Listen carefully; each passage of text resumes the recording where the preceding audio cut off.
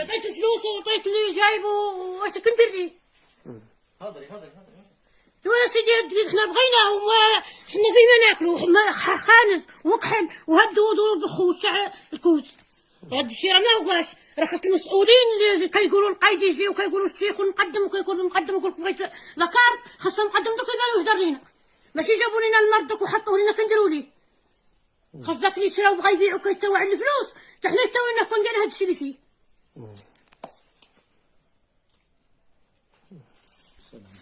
بغينا زعما الرخا وراه خلينا زعما قالوا الملك الرخا الساعه الله ما نجيبو القمح ب100 ولا هاد المر. وما عندناش حنا غنتلاقوا دوك الراجل بصير وانايا مريضه وشكون؟